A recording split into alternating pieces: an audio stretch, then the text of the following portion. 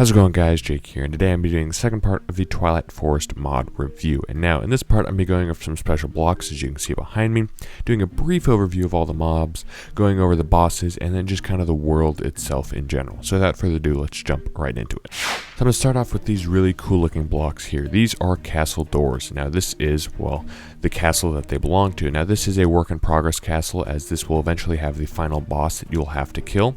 And so with these blocks, if you go ahead and right click on them, they will just, well, vanish. So you can do it all these different colors, and then a second later they will all then come back. So they're very cool looking blocks and very functional. Next we have a Stronghold Door. Now you're going to find this door occasionally throughout some different strongholds and stuff like that, and there will be this pedestal right next to it. So you need to take some boss trophy, and it's going to be of a smaller tier boss, probably not the Lich King, as he's pretty high tier, and then you're going to place it on the pedestal, and then the wall is just going to disappear like that. So it is very useful, and you can get rid of the trophy. The wall is not coming back, it is permanently open. And then next we have this funky looking block. Now this block, I believe is pronounced Hubris soil or Ubris, but it's supposed to look like this in the item frame, but for some reason there's a texture glitch. But this is what you use those magic beans on that I talked about in the last episode to get to the Cloud Cottage where the giants are, and I'm going to show you that place later in this episode. But it'll look like this, but it's supposed to look like that, so just giving you guys a heads up. Next we have some very special blocks. Now you can make these blocks using that Carbonite that I talked about in the last episode. But these blocks you're going to find in dark towers where the Urghast spawn. And so this one right here is a Reappearing Block. So if you right click it, it'll go away, and you can see the block is still there, and it'll come back about like 3 seconds later. This is a Vanishing Block, and if you right click on it, well, it just is gone as it's a Vanishing Block. Now this is a tower cube block right here, and this is a locked one. So any blocks that are touching this, you can see that I cannot make them vanish, or if like this is, these two are reappearing blocks, this is a vanishing block right there. So I can't do anything with them until I use a tower key on this section, and now I can make them all go away like that. So you're going to need this tower key in order to unlock these blocks. And as I said in the last episode, this tower key is a pretty rare find to find. Next we have this it's kind of like a redstone placer basically, and so when a redstone signal is applied, it will place these blocks that you can walk on, but they'll only last for a short amount of time. As you can see, they're going away there.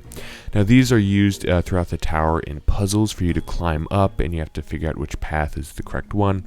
So it's mainly just used as a puzzle, but as you can see, it is still pretty cool how it makes that pathway. Then we have a gas trap. Now this trap is used to help you to defeat the Urghast, as it will suck in a bunch of his small minions when there are more of them around it. And I'll get to this later when we are fighting that boss. Next we have this Carbonite Reactor. Now I'm moving away from my setup because this is a little bit more dangerous.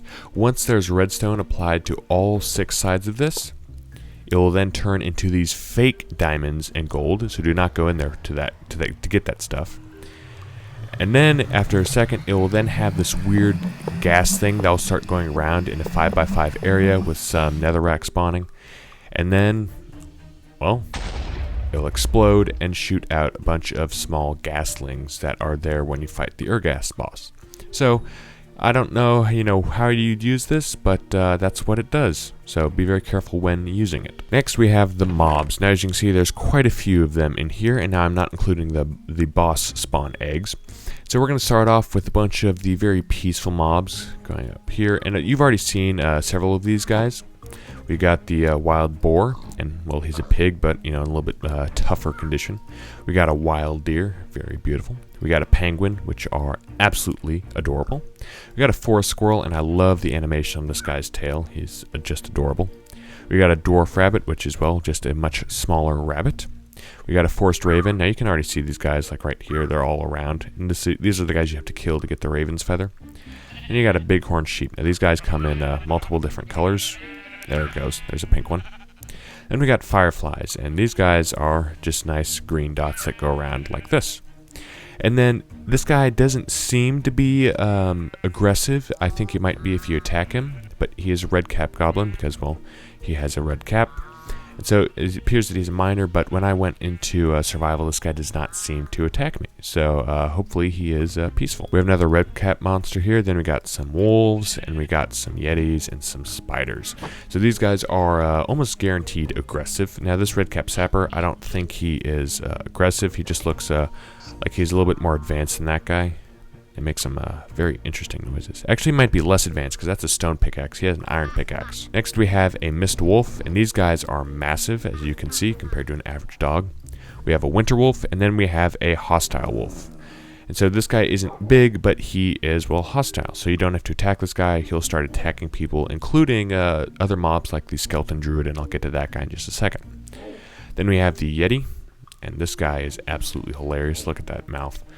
And then we have the Alpha Yeti. Now this guy is a boss, and he is much, much bigger. Now this is the guy that you have to kill in order to be able to get that Alpha Yeti fur to make that really nice set of armor that I went over in the last episode. So as you can see, he is pretty insane. Next we have some spiders. We got the Swarm Spider. Now this guy starts, or they're all a bunch of small spiders, as you can see. And this rain is just beautiful. You can see all these small guys here. They're smaller than cave spiders, and that's why they're called swarm spiders, because they're going to spawn in big groups and, well, just swarm you. Then we got a hedge spider. This guy's a big green normal spider, and he'll spawn in hedges. Then we got the king spider, and this guy is massive. And on top of that, not only is he fast, but he has a skeleton druid as the rider. So he's kind of like one of the vanilla jockeys. So, very tough guy. Excuse me, sir. What do you think you're doing? Next, we have a kobold. Now, as from what I've seen, these guys are aggressive, so be careful, these guys. And they will spawn in a large group, so they're kind of a swarming type of mod. And we've got a bunch of Carbonite mobs. And these guys are the guys that you're going to find in dark towers where the Urgas spawned. We got the Carbonite Gasling, which is a guy that you've already seen before. And the Urgas will spawn a bunch of these guys. We have the Carlmont Golem, and now this guy is a pretty tough guy. He will attack you, so be very careful. We got a Carbonite Broodling, just a nice small spider you need to be careful of. And sorry about that. Then we've got the Carbonite Gas Guard. Now these guys are basically normal ghasts, but they're a little bit, revamped for the Dark Tower. Then we have a Towerward Boar, and or Burrower, and as you can see, it's basically like a different silverfish, and you need to kill those guys to get an essence to make Carbonite stuff. Then we have a Lower Goblin Knight. As you can see, this guy is pretty tough. He's wearing that knight armor, and he's got a spear ready to attack you along with a shield, and he's pretty fast, so be very careful of that guy.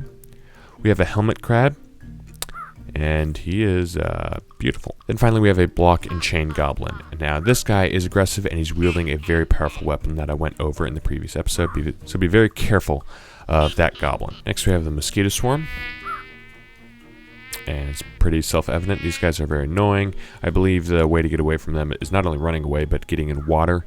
They make a really annoying noise.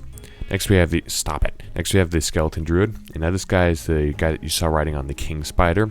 And so these guys will spawn in their own little structure that has a little basement underneath, and so they have their own spawner you have to take out. Next we have the Twilight Wraith, which as you can see, it's Wraith, and he can fly up and down, he can go through the floor, so be very careful of these guys. Next we have a Pinch Beetle, and you can see he's got some big pincers, so make sure you don't get hurt by that guy.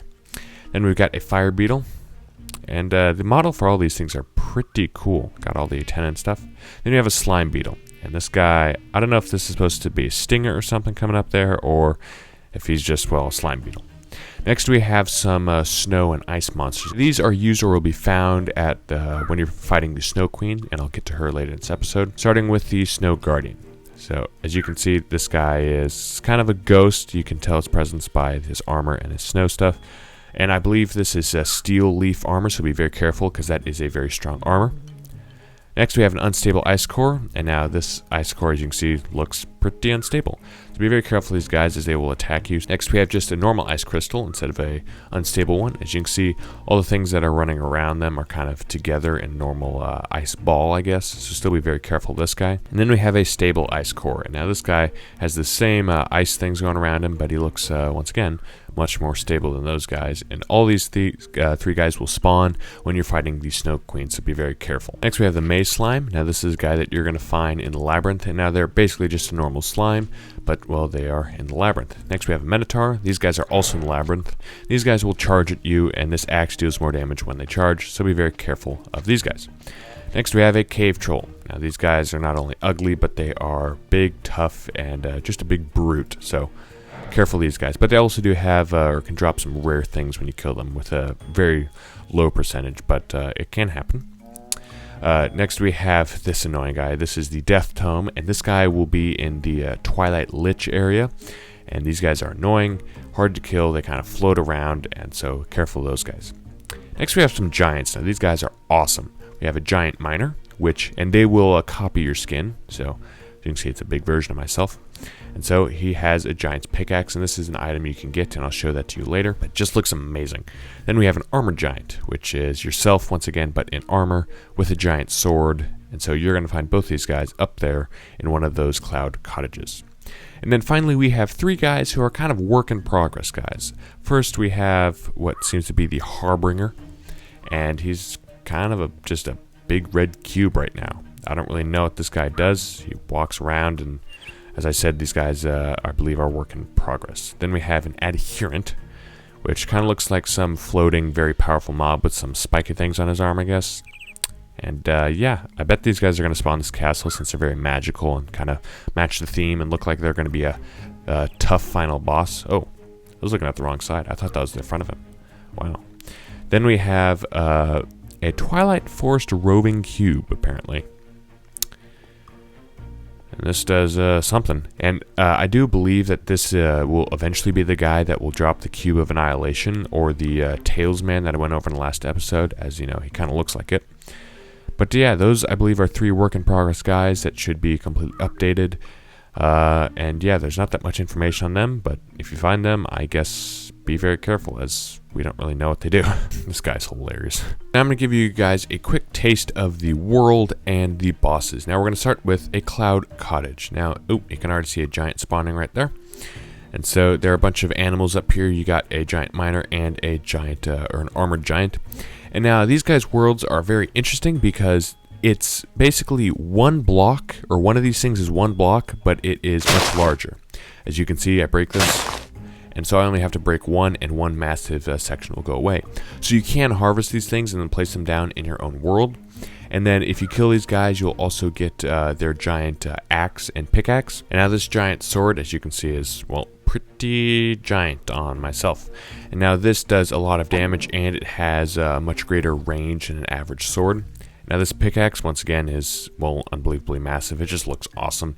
And this, when you're down on the ground, I'll quickly fly down there. If I go ahead and point at some rock and click with this, you can see that it clears out a big section of rock compared to a normal pickaxe. And it will only do it on what you're selecting. So if you see I select the iron, it'll get rid of the iron, but not the stone around it. If I select the stone, a big chunk of it will be removed. If I select the diorite, then a big chunk of that will be removed. So it is very useful tool. Also here is what that soil I was talking about, and you can see that it just kind of looks weird. Hopefully they'll fix that. And so it's kind of placed around the cloud cottage, so you're going to plant your magic beans there, and then there'll be a big beanstalk for you to climb up to get to that area up there. Or you could just build a tower, you know, whatever you really want to do.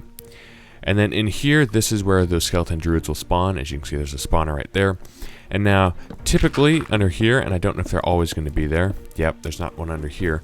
But there will occasionally be some type of basement under here, and it'll have some chests in there for you to get some rewards from. Next, we have a hollow hill. Now, a hollow hill, it's pretty easy to spot. As you can see this massive, kind of oddly shaped hill, and it's just kind of out of nowhere. So, pretty easy to spot, as there's almost no hill that's that perfectly smooth. But don't go in from the top, because otherwise you're going to fall down, as it is, well, a hollow hill. So if I go ahead and break through here a little bit, there we go. So I'm going to go ahead and get some night vision on so you can actually see what's going on, since it is a pretty big area. Thunk, there we go. So you can see that we have just a massive hollow hill. And now there will be a bunch of mobs that spawn in here, as it is very dark. As you can see, we got some swarm spiders there. And then the really nice thing about this place is that it has ores all across the top. And you can see it has diamond there, glowstone, and diamonds are, you know, as you can see, they're everywhere. That's why this place is really valuable. But since they're on the ceiling, very hard to get to.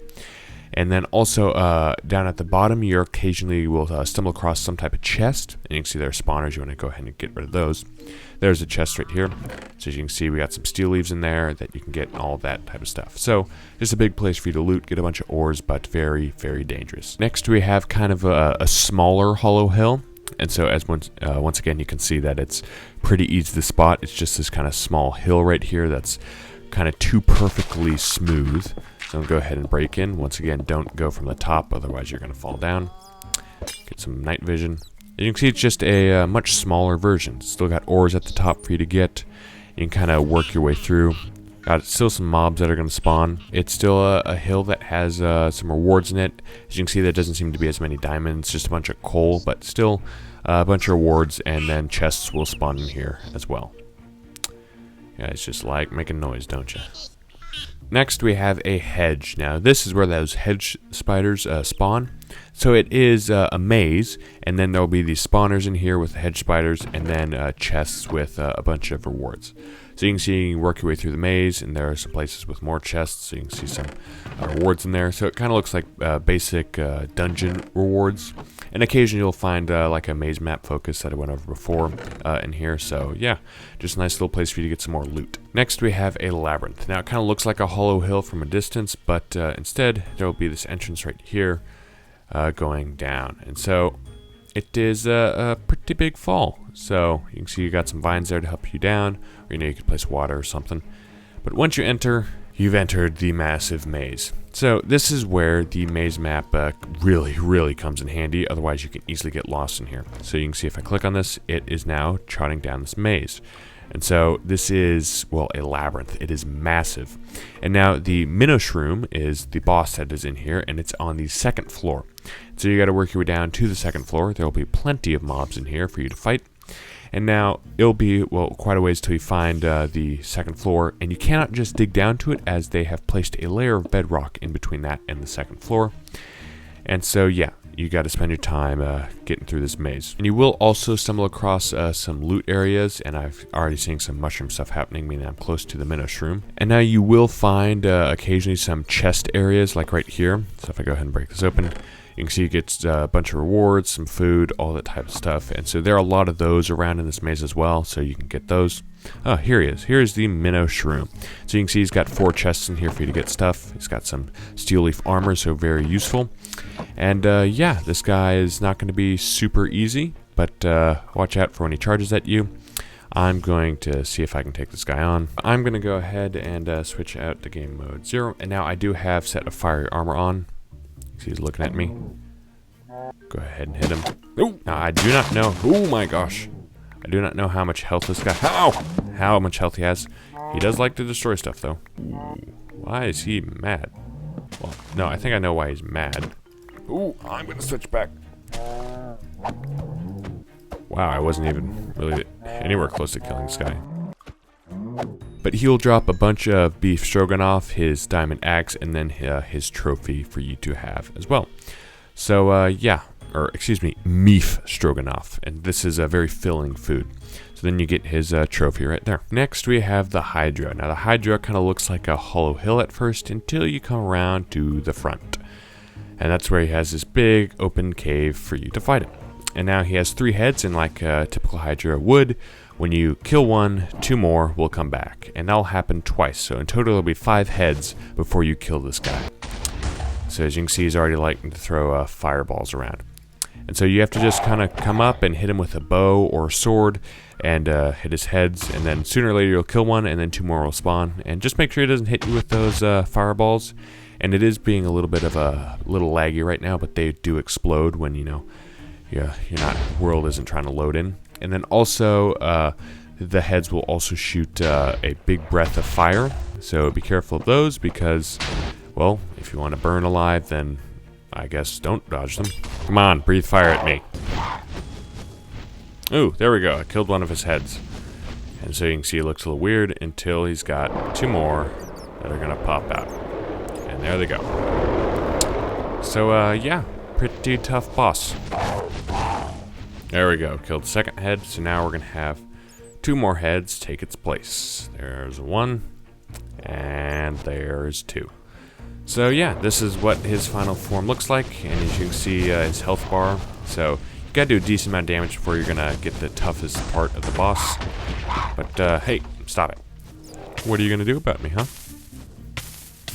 Oh, that's what you're gonna do. If you're wondering what that rain was, that was a forced progression, meaning that you have to kill a smaller boss before you kill this guy. And also, As you can see, it was that weird green type of rain. That is tier 2 of the progression. The tier 1 is just kind of normal, fast-moving water rain type of thing. But that one, it does much more damage than the previous one. There he goes. Finally killed him. So he'll go down head by head, and he drops his stuff right here. He drops a bunch of food, his trophy, and some fiery blood for you to make this nice set of armor that I'm wearing. Next we have the questing ram. So he'll spawn in this structure right here, and it kind of looks like this open U, or upside down U, I guess. It's very interesting. You can see me backing away from it right there. But yes, that is the questing ram. Boy, does it like to rain in this biome. So how this guy works is you need to give him basically all the colors of the rainbow of wool in order to get the nice reward. So I'm going to go ahead and start placing these on him. As you can see, they're already going back and forth. And as you can see, he really likes me with the wool in my hand. But this guy will get pretty long, and there will be a bunch of different colors. There will be, well, one massive rainbow. And then you'll get the reward that he will give you. There we go. Yep, he just needs some black. And so what happens is he will give you a good amount of rewards. He will give you a block of diamond, a block of gold, a block of iron, a block of emeralds, and a block of lapis lazuli. And then, of course, he'll give you his trophy and his crumble horn that I went over in the last episode. So, nice little event for you to have. So here's one of those small houses that I went over. You can see it has a chest right there. And but the difference between that and the one that has the basement underneath it, I believe, is that the one with the basement is a little bit more completed. It doesn't have a hole in it. But when you come in, you can see it has a chest, a spawner, and all that stuff. It has a second floor as well with another spawner. But once you kind of get rid of all this and the spawner, there's a trap door that leads down to this kind of underground basement. Now this is very dark, and this the amount of chests in here will vary. Sometimes it will be, you know, like a couple around the corner, or it could be a nice little thing like this. You can see a bunch of rewards, but also that is a trap chest, so be careful that there aren't any traps that spawn. But as you can see, a lot of these are empty except for the trap chests. So yeah, you'll find these guys around occasionally. The next guy I'm going to go over is the Twilight Lich, and he's in this very mage-like looking tower, and very tall, very hard to get all the way up, as there are a bunch of spawners, a bunch of guys that like to knock you down. Whoa, why can't I destroy those? Oh, that's a painting. I'm an idiot. A bunch of paintings, and then you'll come all the way up here. You can see a bunch of guys on the stairs, spawners. So it's a big, just, well, massive tower. And now there are some branching paths, like here. It goes up in its own little staircase, other mobs as well. So you just keep working your way all the way up here to the top, and then there'll be the Twilight Lich waiting for you. So you can see he has those shields of fortification. He has that ender wand. So how this guy works... Hey, I haven't seen this yet. So how this guy works is those 5 shields, you have to hit 5 ender pearls back at him before you can go at him with either a melee sword or a bow. You can hear nothing's happening when I'm attacking him. But how he'll attack you is not only will he throw those ender pearls at you, but he'll spawn other copies of himself to do the same. So you need to make sure you hit this guy with the ender pearls being deflected back. Then also, once you get rid of his shields, he will spawn a bunch of buffed zombies that you have to go and attack with this fire sword with, and those are the guys with the zombie scepter that I went over in the last episode, so be very careful of them. And now this guy will teleport around as well when you hit him, so in a small enclosed area like this, it's very good in that case, but with all those zombies, they'll be chasing you around. It's very tough, especially since he'll spawn them behind you, back into a corner, all that type of stuff. So I'm going to go ahead and try to give this guy a little bit run for his money. But I'm not going to be surprised if just this simple basic set of armor isn't going to really do me anything. Let's go like this, and then before my stuff runs out, game mode 0. Bring it on. Oop. There's one of those ender pearls. Oop, stop it. So you just kind of hit him. There, you can say I stopped that. Oop, stop it. Come on, throw an ender pearl at me. See, you hit me there. See, I bounce it back at him. And ooh, stop it. I'm leaving. So you can go down there, you know, take a little bit of a break, but you can see I got rid of 2 of his shields by bouncing those things back at him. Yeah, he's a little scary. You're going to need some tough things to take this guy out. Yeah, good to go now. Not really. Oh my gosh. So you can see you can hit the other guys at him. This guy likes bouncing around. Come on, throw something at me. Ooh, there we go. There, see, I hit him. Got rid of one of his shields. Stop it. There, I got another one. Run away. Oh my goodness. One more, come on. Ooh, gotcha. There he goes. And now you can see spawning all these zombies for you to make sure you don't die from. Back away from me, buddy. You can see he's still throwing those, and every time you hit him, he will teleport around. So, yeah, be a little careful. So he's pretty easy to kill. He doesn't have a ton of health once you get rid of his shield. But he's still not super easy to kill. Ah! Because remember, to get this set of armor, you have to kill the Hydra, the armor that I'm wearing. So you can see he drops some nice armor for you to wear. He drops some ender pearls, his staff. He has a chance of dropping the other staffs as well. And then, of course, his trophy. So, very difficult boss. Also in this tower, you can see this is where those death tomes that I talked about are. Be very careful of those guys. See, he gave me a golden chestplate with protection 4 and unbreaking 3. So, very nice loot from that guy. Next, we have the Naga. Now, the Naga will spawn in this Naga maze. And now, it's not really that big of a maze, but you can see, nice big snake that you have to fight. If that's technically what a Naga is. So this person will destroy a bunch of blocks, especially when he charges at you, like that. And so I'm going to go ahead and make sure that I'm not almost dead before I go into survival. Let's give this guy a try. Where are you? Hey! So this person, he'll kind of look at you before he charges at you. I want some night vision. Ooh, there, so he looks at you, then he'll charge at you like that. He'll encircle you. He'll take damage if you get hit by his tail. You have to hit his head in order to deal damage.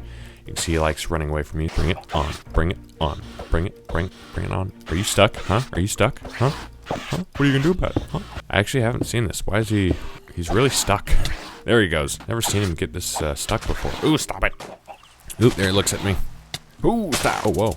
His body gets shorter. You see he dropped some Naga scales for you to make that armor. He dropped his trophy as well. So he's one of the lower type of boss, but still not super easy to kill. Next we have the Night Phantom, and now you're gonna find this guy, and it kind of looks like it's a nice open, flat, kind of dark area, but that is actually the top of a forest. So good luck making your way through this forest.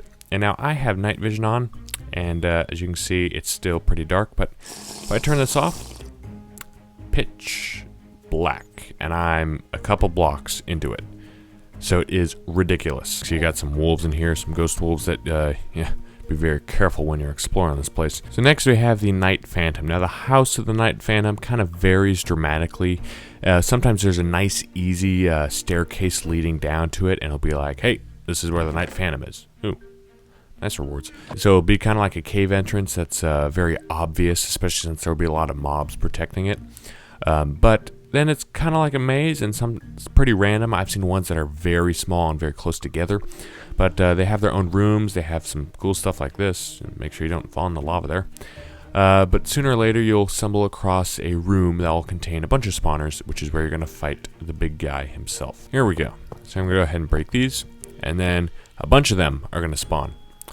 And then you're just going to have to, well, go around and kill them. Make sure they don't attack you. And they don't take too long to kill, but you know, they can go through the walls and stuff, so it's pretty annoying. And then you can go ahead. Oh, get back here. And kill him.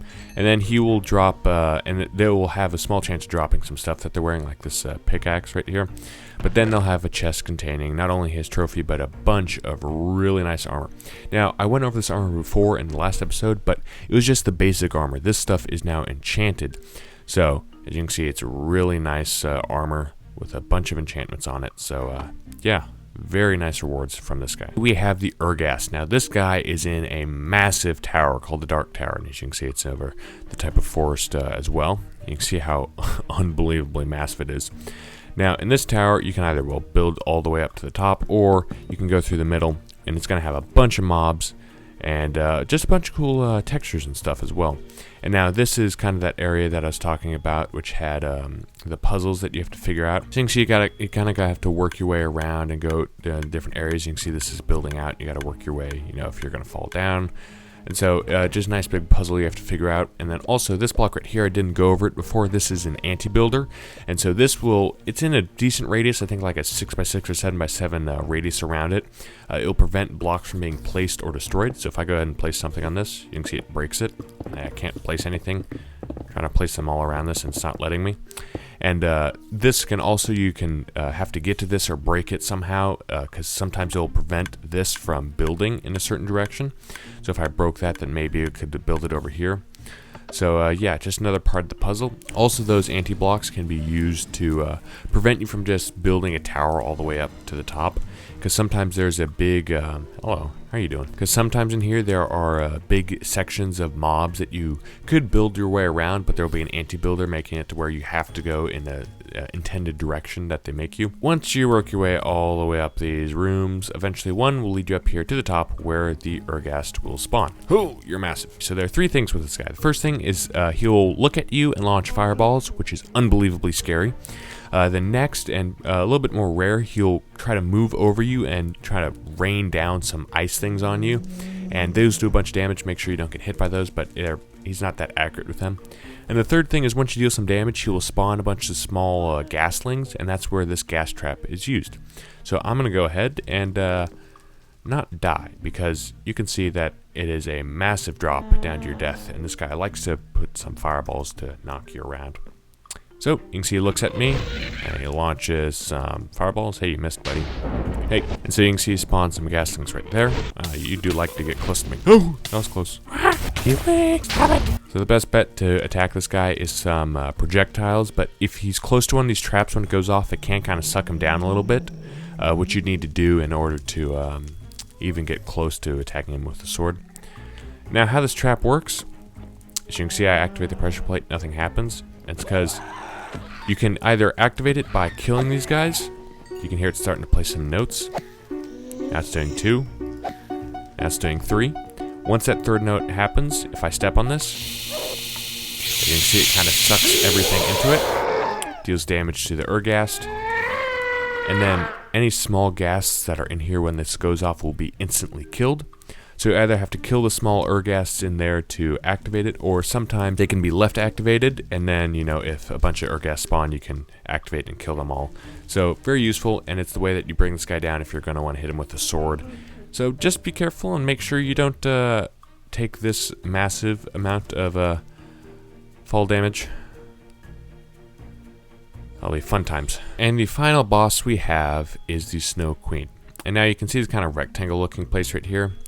As you can see, if I go down, it is a place where there's a bunch of Yeti spawn, I guess, and it'll be found in kind of a snowy biome. They're pretty easy to see. But the Snow Queen resides in this massive ice platform, because there's nothing under there, in this awesome looking tower. Now, these are R blocks, and if I stop, you can see how they're kind of shifting around a little bit. Looks very, very cool. And now, if you just kind of skip your way through this or build all the way up to the top to attack the Snow Queen, I've heard that there will be some massive penalties, like the whole place will be covered in ice storm then, which makes visibility drop down dramatically, and you'll have like weakness applied to you or something. So it's recommended that you just work your way through the tower instead of skipping up to the top. Hello. Here we go. Here's the Snow Queen. And when you're fighting her, she'll float up and down, so you need to kind of get close to her and hit her. If you get too close, these things will push you back. Then she'll summon some ice crystals for you to fight, or for them to fight you instead. And she's kind of easy. She's also pretty fast and annoying sometimes. You can see she's going around there, and I can't really ooh, stop it. So you can see here are some ice crystals that are attacking me, so you gotta kill these guys. Pretty easy to kill. And then she'll also occasionally drop down like a massive drop and destroy the ice beneath you, so make sure you don't fall. And then when she drops down and destroys that ice, that's also the time to attack her with a sword. And then also sometimes I do believe that if you hit her in the wrong way, basically, it will bounce back an arrow. If you're using any type of projectile. So if you could just, you know, mind. There we go. She dropped down. There's my chance to hit her. And yeah, get over here. There we go. Got her. You can see that we got this whole floor, many layers down beneath us. Hey, stop it. So as you can see, the battle will probably last for quite a long time. And there's also kind of these stairs that are leading up to where she is. So this is kind of how you get up if you're coming down. Hey, stop it. So she's a pretty difficult boss, and I've heard that she's right now kind of like the final boss per se, until the real final boss comes in. She's kind of the hardest. Also see that this is the perfect time when she's doing this kind of a cast thing to hit her. Also, in that cast thing, you're not seeing it right now since I'm not in survival, but it is kind of this ice projectile thing. I also believe it is under an update as well, as it sometimes doesn't even show when I was fighting her. But yes, she'll kind of launch you and push you back with some ice breath. So make sure that you don't get hit by that. But yeah, this is the Snow Queen, or presumably the last boss. That's pretty much it for the Twilight Forest mod. Now, it's a really big, really powerful mod, which I'm really considering adding to my Minecraft modded survival series, which you should go check out in the top right info card. But yeah, there are a bunch of updates to come to this mod, and I really, I can't wait to see what it's going to turn out to be, as you know, what the final boss, how strong he's going to be, since there are just a bunch of bosses in this dimension, and it is really cool. But thank you guys for watching. If you liked it, leave a like and subscribe. Also, comment down below any questions you have with this mod, as there are some items I didn't go over that are pretty self-explanatory, but if you need any help with it, let me know and I'll try to help you through any problems you have. And I'll see you all in the next video. High five.